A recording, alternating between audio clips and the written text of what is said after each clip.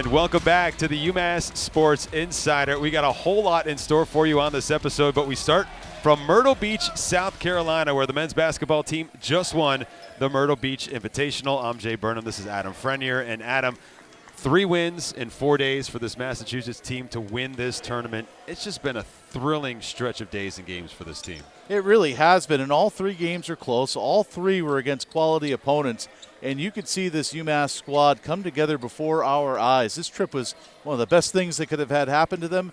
They really executed well in 3 very tight games, and they deserved to pick up the championship trophy of this tournament. UMass takes down Colorado to start off the tournament 66-63. They had a little bit of a larger lead there, held on at the very end, dodged a last-second desperation 3 for the Buffaloes. That's a Pac-12 team. That's a good win for this program. It certainly was. The Minutemen felt like they were in control of that game throughout much of the second half, but the Buffaloes came charging at them. But the Minutemen hung on tight. Buffaloes couldn't execute late in the game, and they moved themselves on to the semifinals. The next day, the Friday night game, Noah Fernandes, by the way, the MVP of the Myrtle Beach Invitational. He had the buzzer beater shot. But before it got to that, a very good Murray State team that won over 30 games a year ago had a 10-point lead late. This Massachusetts team showed grit. They showed the ability to defend, and they got the baskets when they needed to. And it really was that defense that got UMass back into that game. Murray State unable to hit a big shot to land a knockout punch. Minutemen hung in there, hit some big shots, and then Noah Fernandes hits his second buzzer beater in this calendar year. If you go back about 350 days or so, if you think about that Rutgers shot he hit last season, you knew the ball was going to be in his hands. So did Murray State, and they still couldn't do anything about it. Look, R.J. Luis had 18 points, matching his season high on Thursday against Colorado. Didn't score on the Friday game against Murray State. Came back in the championship game against Charlotte, where UMass really was even offensively in a 60-54 victory against the Charlotte 49ers. The Minutemen spread out the offense. They got jump-started by T.J. Weeks, and it was kind of the reverse of where they were in the game against Murray State. They had the lead for most of the contest. And it was their defense that hung in. Charlotte really bolstered their defense in the second half of that game. But the Minutemen played good, steady defense, never really allowed Charlotte to get on a run, hit some foul shots when they needed to, despite the fact the Minutemen didn't have a field goal over the last 5 minutes and change of the second half. He still felt like they were in control of that contest, and a big win for the Minutemen, bolstered by their defense, to pick up the Myrtle Beach Invitational Championship trophy. What does this mean for UMass? Well, it means they're off on the right foot under the Frank Martin era, that's for sure. You know, I think it's going to have people paying attention to the Minutemen again. You know, they're going to be at the front of minds of people that follow college basketball. Certainly around the Atlantic 10, people will definitely be taking notice. You know, there's still a lot of work to do here. We're only a handful of games into the season. I know there's things Coach Martin still wants to work on, a lot of things, but it's nice to see the players who have put a lot of hard work in under a new coaching staff and a lot of new faces for themselves get a little payoff on all that work they've put in by winning a championship like this. 3 wins in 4 days, a complete team effort for the Massachusetts Minutemen. They are victorious at the Myrtle Beach Invitational as UMass takes home their first MTE tournament title since 2013. Adam, it's been a pleasure being down here with you. UMass will try to keep it going. Their next home game is against Albany on December the 5th. We hope to see everybody at the Mullen Center. Tickets are available at umassathletics.com/tickets. More to come, a lot more to come here on the UMass Sports Insider. We talk football, we talk hockey, we talk a lot of what's going on campus for Massachusetts. Stick around as the UMass Sports Insider continues. When you almost die and come back, you can't look at the world the same way. A lifetime of mysterious health issues led to the discovery of a tumor in Kalia's heart. The tumor was on my wall over here, and it was going like this over my valve. So I wasn't getting proper oxygenated blood to my body for probably my whole life. Every beat of her heart was putting her life in danger. Watch her inspiring story at baystatehealth.org/mystory. You live once, life is short. That's a huge eye-opener. Bay State Health, advancing care, enhancing lives. We know you're busier than ever before, caring for your children, your parents, or a loved one. And don't forget about yourself. You deserve a health plan that guides you along the way and helps you make the decisions that matter most. Health New England has options designed to meet the needs of everyone in your life. We'll be here for you every step of the way. Get a health plan that grows with you. Health New England, where you matter. In 1980, when my brother bought the gas station, it was a dying business. So the lottery really helped us stay in business. We used our commission money to put a new roof on the building, new siding, and new windows. If not for the lottery, some of these businesses would have been closed up a long time ago. I never conceptualized a big prize on a scratch ticket. I won $1 million that day.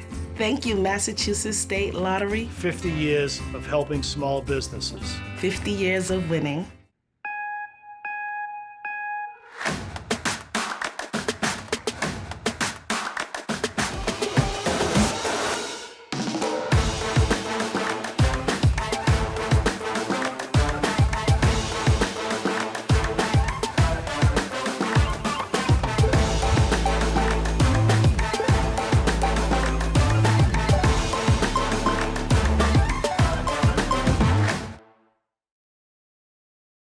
UMass hockey headed across the pond to Belfast, Northern Ireland, where they competed in the Friendship Four. What do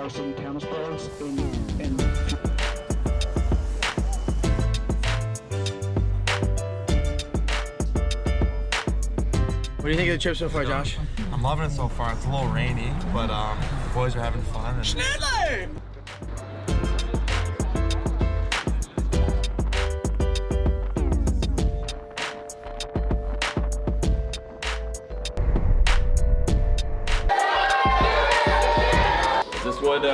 Does that look like a hurling stick?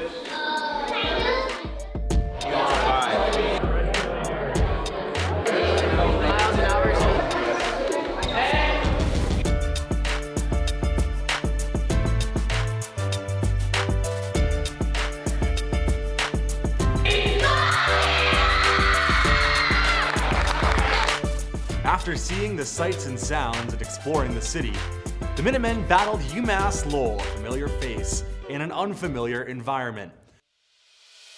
We're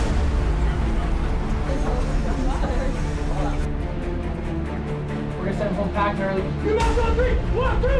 UMass!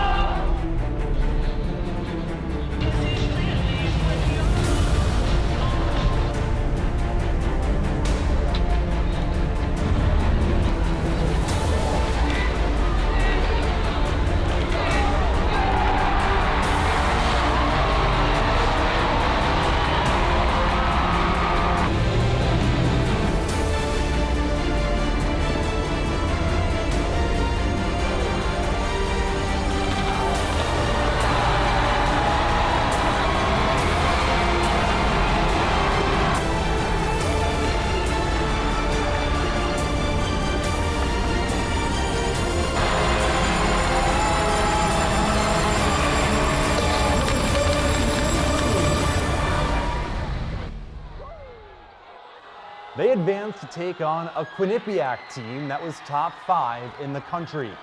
UMass came back and forced overtime courtesy of a late Michael Cameron goal. Although they eventually fell in the shootout and couldn't claim the trophy, it was a valuable weekend full of bonding, goals, and high-quality moments. UMass women's basketball went down to Miami to compete in the FIU Thanksgiving Classic. UMass forced overtime before outscoring Drake 17-0 in the extra period to give them a 100-83 win.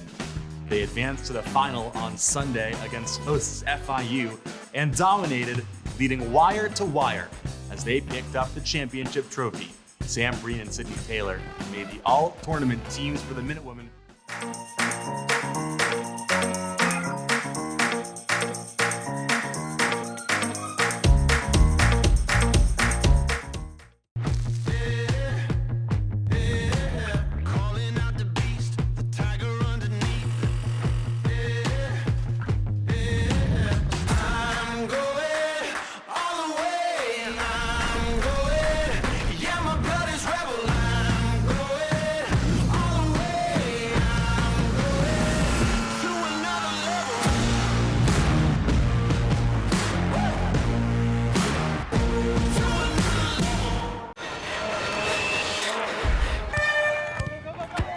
At Mass General Brigham Sports Medicine, you'll find sports medicine care driven by research and determination.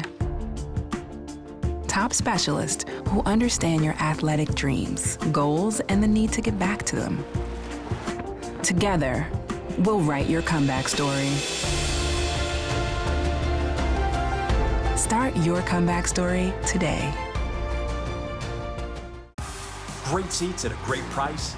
Get them safer, simpler, and smarter with Ticket Smarter. A proud partner to the biggest names in live sports and events, including ESPN events and iHeartRadio. Ticket Smarter has seats for over 125,000 live events and 48 million tickets for sale. All backed with the Ticket Smarter 100% ticket guarantee. Thinking about your next great live event? Think smarter. Think Ticket Smarter. Get your tickets your way, guaranteed, at Ticketsmarter.com.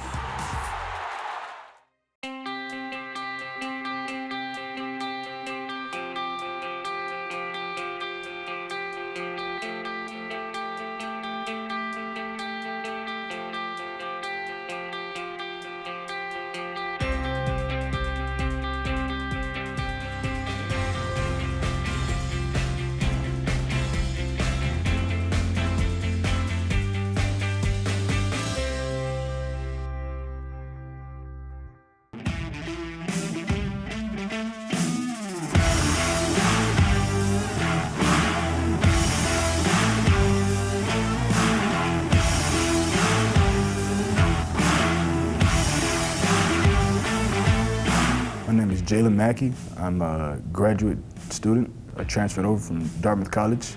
In my final year of eligibility, I play middle linebacker for the UMass football team.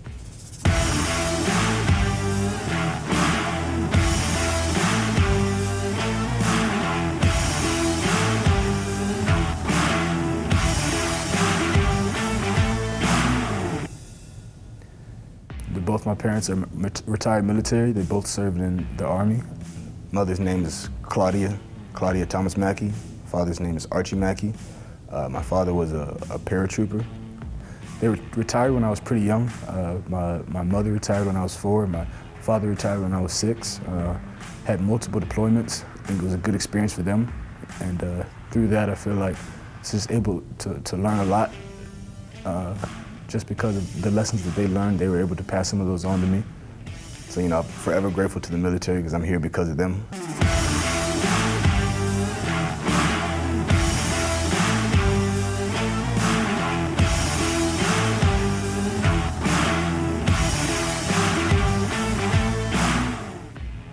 As far as my parents, you know, being in the military and then them bestowing those aspects of the military that they learned,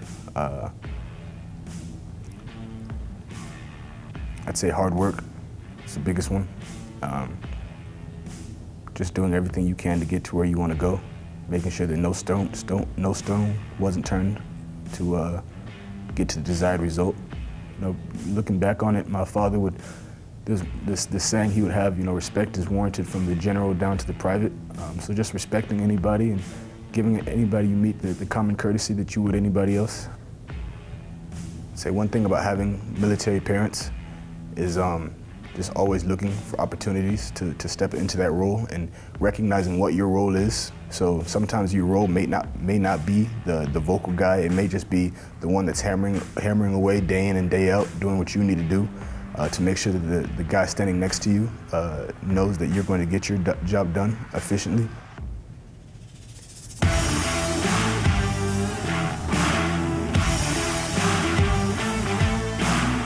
What is it going to feel like to play Army? It's exciting, you know, especially my father being in the military, and I tease him, like we're going up against your former employer, so how do you feel about that? And he assures me that he's still going to be on my side, voting for me, cheering me on, so it made me feel good.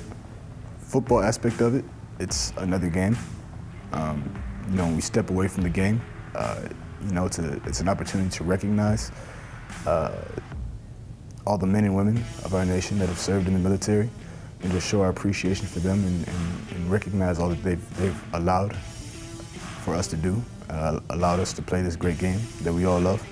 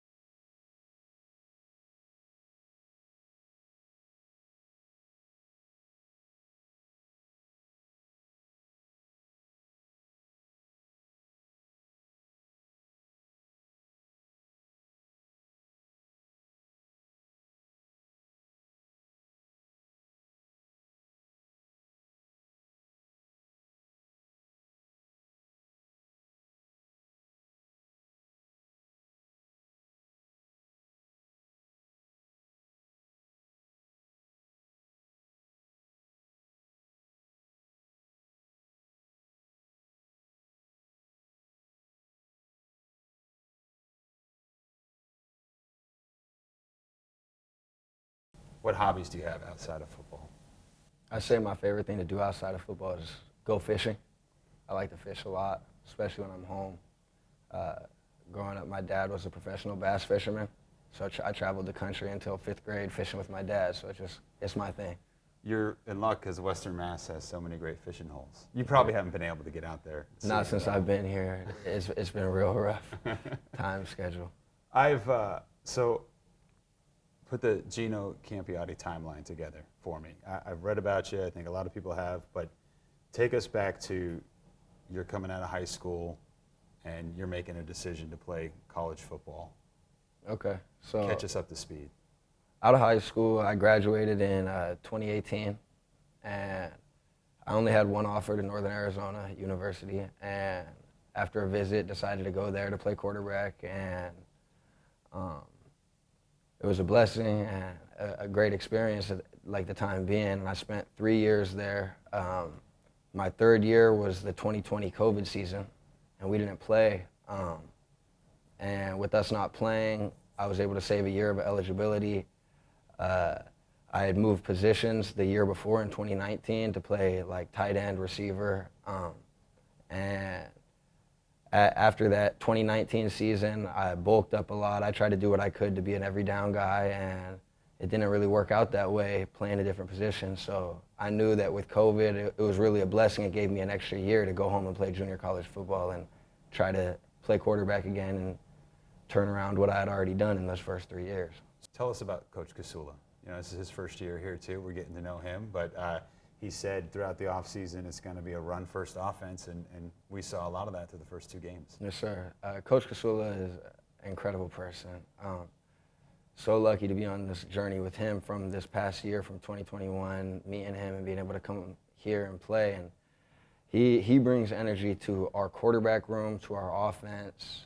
The guys believe in him, we count on him, and he does a very good job making us feel like he counts on us too. And it's like it's a good share where it's like we're all in it together.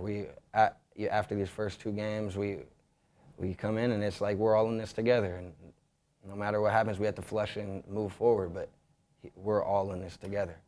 I think one of the bigger kind of off-season moves was working with a guy who was already here and moving him to the middle of the offensive line, and Josh Atwood. I think it's been a pretty impressive start to the season for him. How have you been able to develop a relationship with him, and how has he performed so far, in your opinion? Josh, he's a great dude.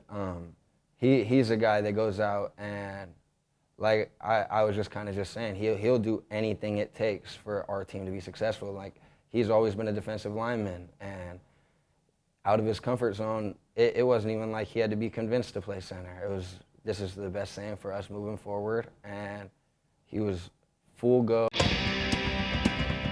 When you need to dig, lift, move, cut, or just about anything else, then dial up the Rental Source staffed with equipment and construction experts. They'll help you get the right machine for the job and make sure it's delivered when and where you need it. With locations across New England and the newest and most reliable inventory, Milton Rents is your local source. When I went through my hometown there, it was a tough one. I'll be honest with you. And I said, maybe I've got to see this town again. Nick was bleeding internally and rushed from Lenox to Bay State, where 2 surgical teams led by Dr. Jabor and Dr. Katali operated simultaneously to remove tumors in his colon and small intestine. Watch Nick's amazing story at baystatehealth.org/mystory. It just feels so good to be healthy. Bay State Health, advancing care, enhancing lives.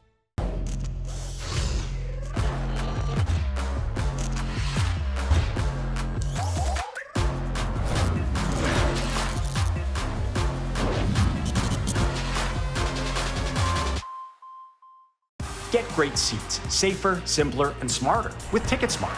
Choose great seats from over 125,000 live events, all backed with a TicketSmarter 100% ticket guarantee.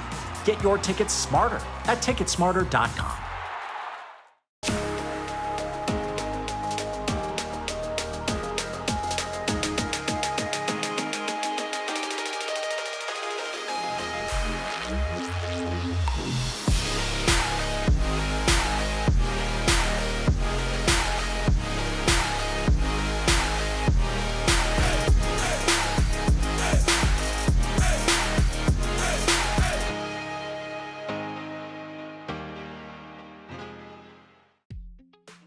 Nolan Glukowski, assistant coach. My relationship with Carv goes back about 10 years. He recruited me out of the United States Hockey League. I was lucky enough to then play for him at St. Lawrence University. Jacob Pritchard, the volunteer assistant coach here. My relationship goes back to committing to Carv at St. Lawrence, then playing for him there for a year, and then playing for him at UMass as a grad transfer as well. Yeah, I think that obviously when you're a player for Coach Carvel, there's the player-coach relationship, which is a little bit different. When you have the opportunity to coach alongside him, you view him as more of a friend and a colleague.